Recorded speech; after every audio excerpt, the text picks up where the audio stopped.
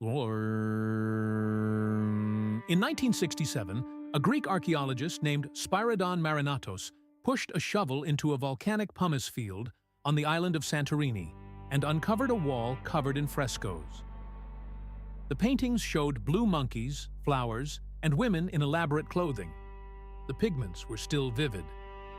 Carbon dating and pottery analysis would later place the settlement at around 1600 BCE, making it roughly 1,400 years older than Pompeii. But unlike Pompeii, Akrotiri contained no human remains, no jewelry abandoned mid-escape, and no bodies frozen in their final moments. The city had been evacuated before the eruption entombed it. Akrotiri sits on Santorini, also known as Thera, in the Aegean Sea. The island is what remains after one of the largest volcanic eruptions in recorded history. By the time Marinatos began excavating, scholars had spent decades debating whether this eruption had destroyed the Minoan civilization on nearby Crete, inspired the legend of Atlantis, or both. Marinatos believed he could find proof. He knew that tephra and pumice could preserve organic material and architecture just as they had at Pompeii.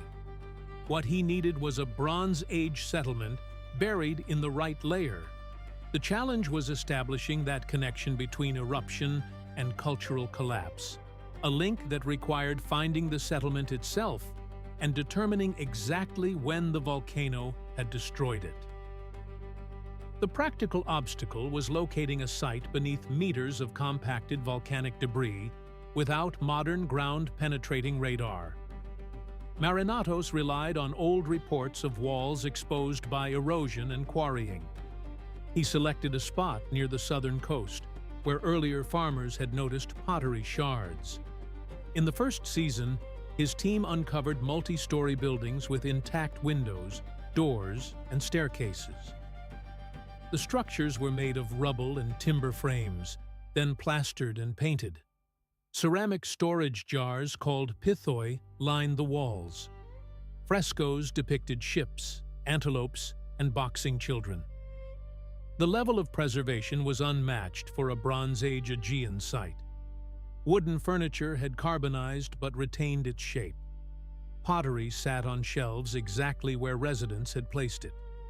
The pumice had sealed rooms so completely that even textiles left faint impressions in the ash. The fresco evidence revealed unexpected complexity. One painting showed a flotilla of ships moving between coastal towns, with detailed rigging and crowds on shore. Another depicted women gathering saffron. The pigments included Egyptian blue, a synthetic compound requiring specialized knowledge. The architecture itself spoke to planning. Streets were paved, drainage systems channeled water beneath the roads, and buildings rose 3 stories in some areas.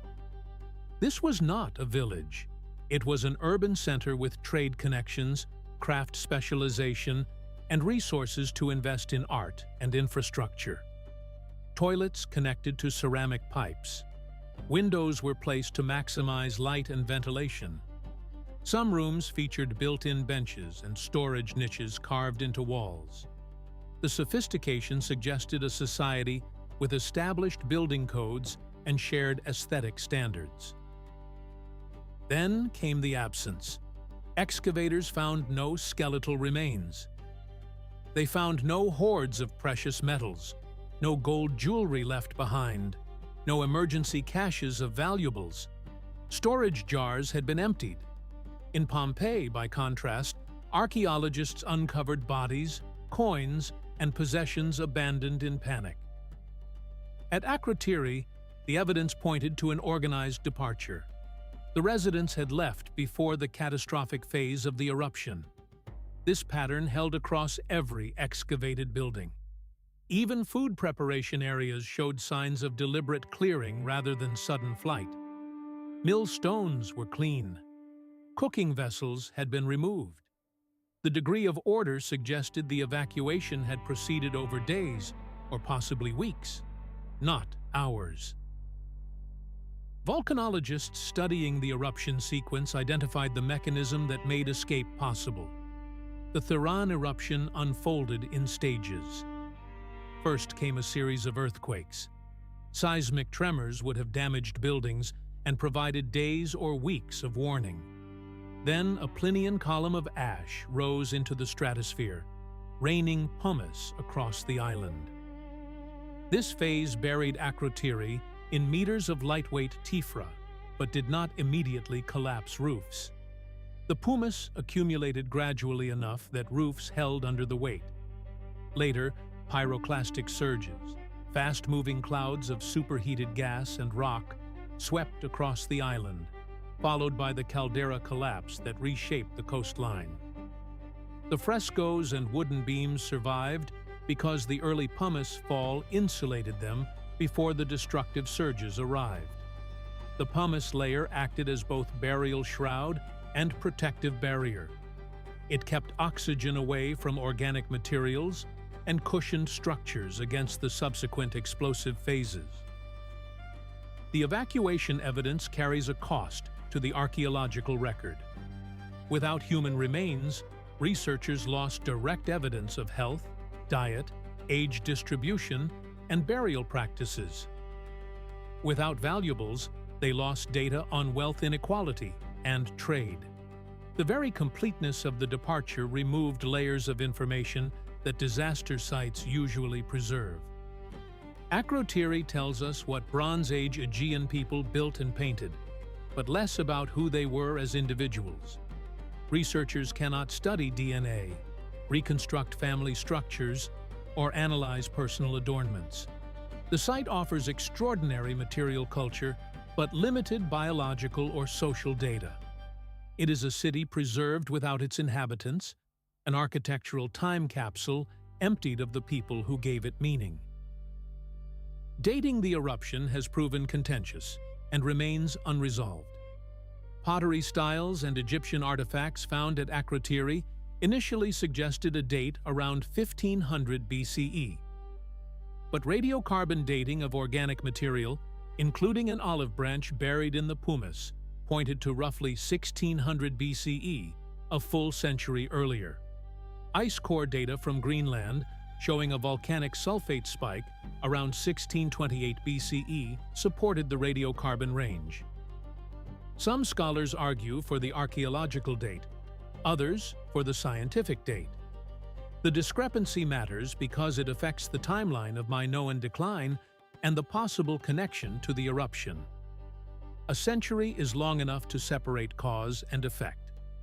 If the eruption occurred around 1600 BCE, it predates the major collapse of Minoan palaces on Crete. If it happened closer to 1500 BCE, it could be a direct cause. The debate hinges on which dating method is more reliable and whether pottery chronologies, built on stylistic assumptions, can override radiocarbon and ice core data. Today, Akrotiri remains partially excavated and open to visitors beneath a protective roof structure. Marinatos died on site in 1974 after a wall collapsed. His successor, Christos Doumas, continued the work for decades.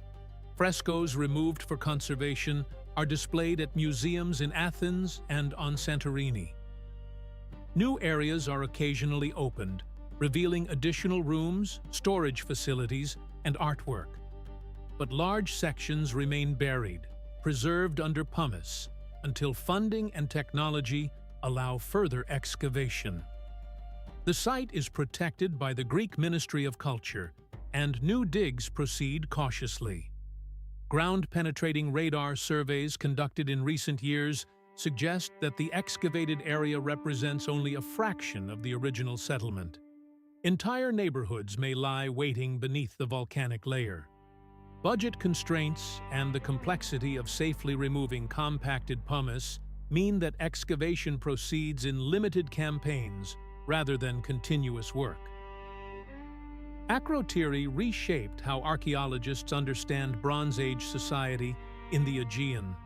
It demonstrated that Cycladic communities possessed urban planning, long-distance trade networks, and artistic traditions independent of Minoan Crete. The evacuation proved that ancient populations could read volcanic warning signs and execute large-scale departures, a capability often assumed to require modern monitoring. And the preservation showed that volcanic destruction, while catastrophic, can freeze a moment of daily life in ways normal abandonment cannot. Akrotiri survives not because it was monumental, but because it was buried at exactly the right speed. The site stands as evidence that sophisticated urban cultures flourished in the Aegean long before classical Greece, and that ancient communities possessed both the environmental awareness and social organization to respond effectively to natural disaster when given sufficient warning. Visual reconstructions are illustrative. Facts and interpretations are based on the sources listed in the description.